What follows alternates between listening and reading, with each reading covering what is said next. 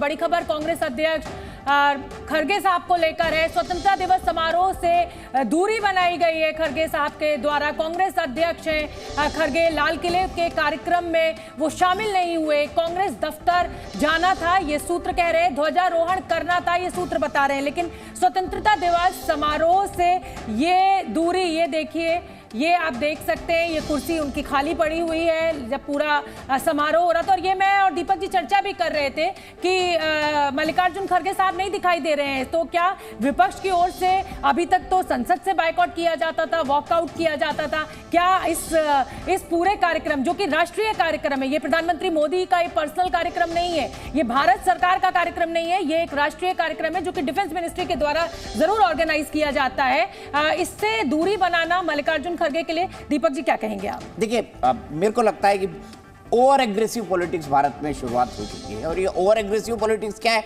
हर बात का विरोध करो। पहले रवि त्रिपाठी हमारे साथ जुड़ गए और मैं सिर्फ एक लाइन में, हर बात का विरोध करो, इसलिए प्रधानमंत्री या रक्षा मंत्रालय ने बुलाया है, हम इस कार्यक्रम में भी नहीं जाएंगे। रवि त्रिपाठी, मैं आपसे जानना चाहता हूं, क्या ये ओवर एग्रेसिव पॉलिटिक्स का परिणाम है कि आज मल्लिकार्जुन खड़गे जानबूझकर नहीं गए? क्योंकि यहां से जाने के बाद भी वो तो 24 अक्टूबर रोड पर ध्वजारोहण कर सकते थे। क्या खबर निकल के सामने आ रही, इसके पीछे की राजनीति क्या है? दीपक जी, जो पीछे की राजनीति है वो साफ है कि जो आपने कहा ना कि ओवर एग्रेशन है, या वो इसको एग्रेशन कहें, फ्रस्ट्रेशन कहें, जो भी कहें, कि जिस तरह से अटैक किया जा रहा है प्रधानमंत्री के खिलाफ भाषा के लिहाज से भी और ये मैसेज के लिहाज से भी, ये एक बड़ा मैसेज है कि विपक्ष जो है आज़ादी के दिवस के कार्यक्रम के दिन का भी एक तरह से विपक्ष के नेता बहिष्कार कर रहे हैं। हालांकि वो बहिष्कार शब्द का इस्तेमाल नहीं कर रहे हैं, वो कह रहे हैं कि सुरक्षा कारणों से हम नहीं जा पाए, क्योंकि हमें वहाँ से आने में बहुत टाइम लग जाता है, इस वजह से घर पे हमें झंडा भी फहराना था और साथ साथ पार्टी दफ्तर में भी झंडा फहराना है, 2 जगह झंडा फहराना। और इसका हवाला देकर कहीं ना कहीं मल्लिकार्जुन खड़गे नहीं गए। लेकिन ये बड़ा मैसेज है विपक्ष की तरफ से, विपक्ष के नेता की वजह से तरफ से, और इस तरह की बाइकाट करना और नहीं जाना एक तरह से कहा जाए देश के इतिहास में शायद पहली बार हुआ है।